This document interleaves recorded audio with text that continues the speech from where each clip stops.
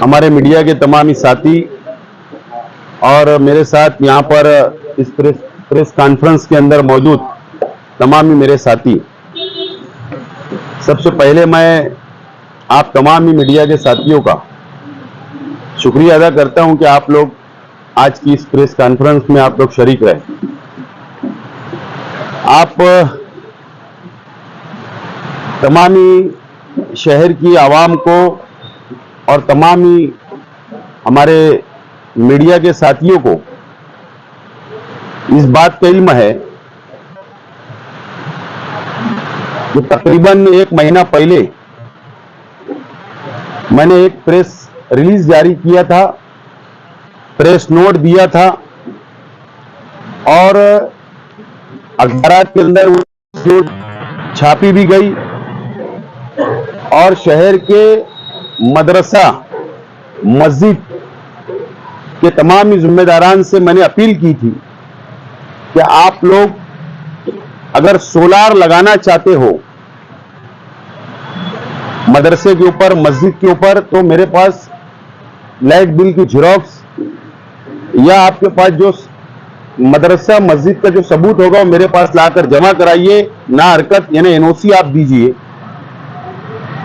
और अल्लाह का बहुत एहसान मुकरम है कि काफी लोगों ने इसके अंदर एप्लीकेशन ला कर दिया और उसी बीच में हमारे शहर के एमएलए साहब ने, मुफ्ती मोहम्मद इस्माइल साहब ने किसी चैनल वाले को यूट्यूब के ऊपर उन्होंने बयान दिया था कि शेख आसिफ धोखा दे रहा है मस्जिद के लोगों को, मदरसे के लोगों को।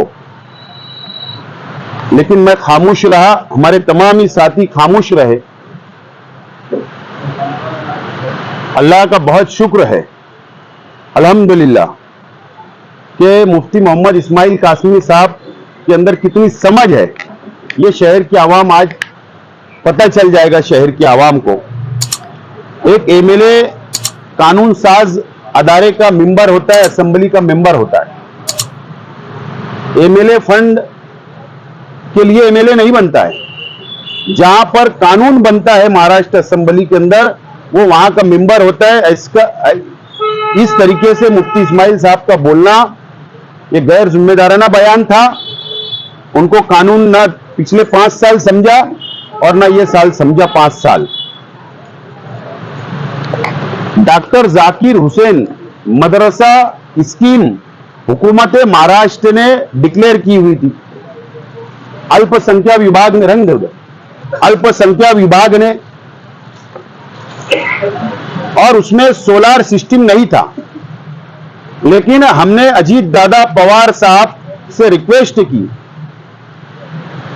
कि हमको मदरसा व मस्जिद पूरे महाराष्ट्र के अंदर इसी नाम से परमिशन मिलता है और सोलार फिट करना है।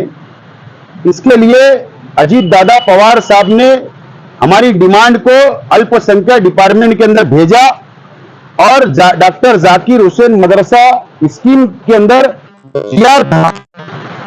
जो जीआर था, मुझे याद है कि सामनामा आपने छापा था, वो किसी की कोशिश का नतीजा नहीं था, आपने छाप दिया था, लेकिन वो नतीजा हमारी कोशिशों का था और इसके अंदर शुद्धि पत्रक निकला।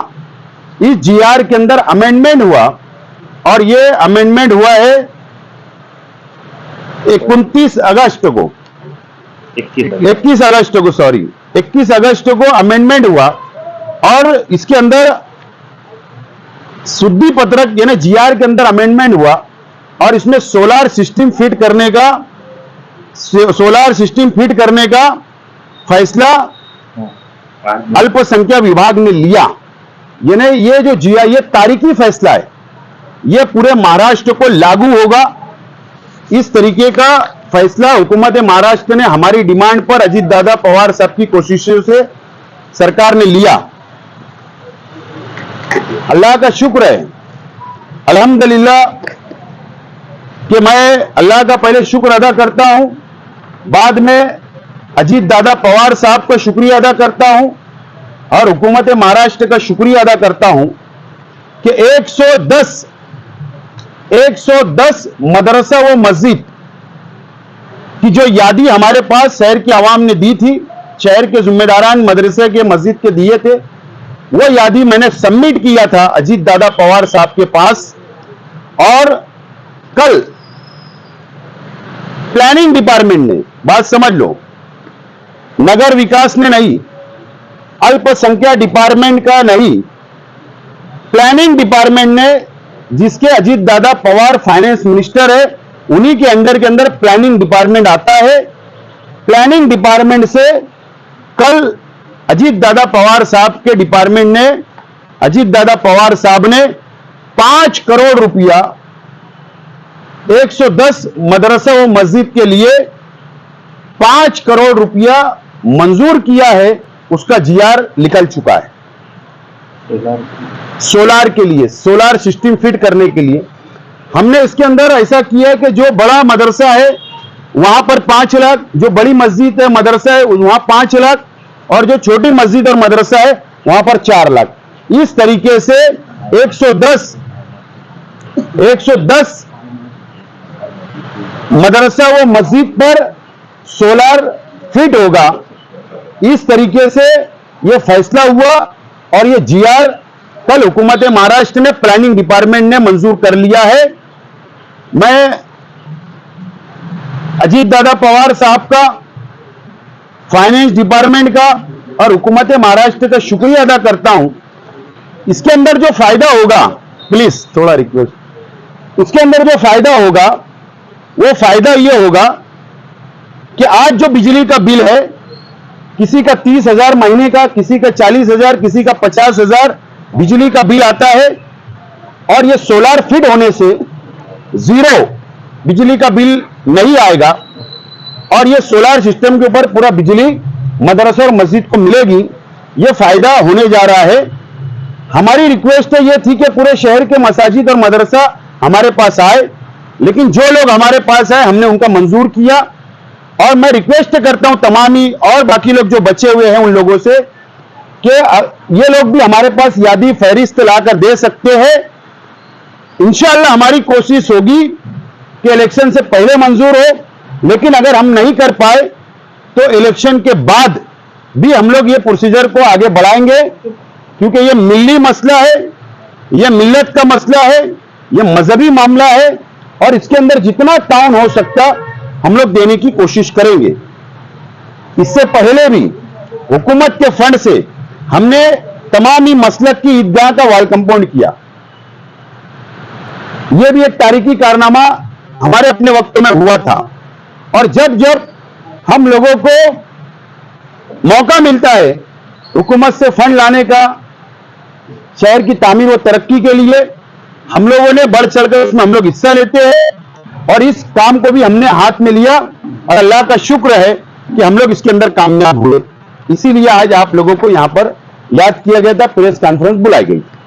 5 करोड़ पूरे महाराष्ट्र के लिए है,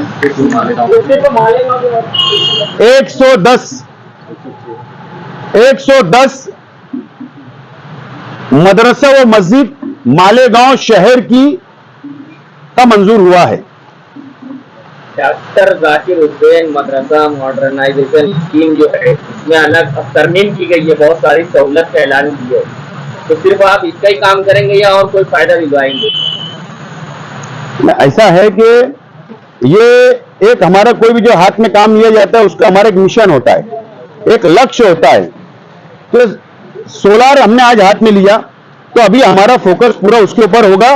बाकी ये स्कीम 2013 की है या 12 की है, तो वो स्कीम तो चल रही है, वो डायरेक्ट ऑनलाइन वो प्रोसीजर होती है। ये ऑनलाइन प्रोसीजर नहीं थी, ये उस स्कीम के तहत नहीं है।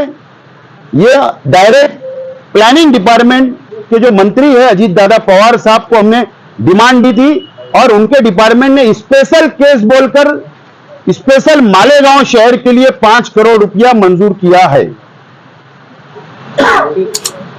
मुफ्ती साहब तो बोले थे कि सोलार का कोई कानून ही नहीं है बोले, तो फिर बाकी मस्जिद वाले आने से रुके यहाँ पर।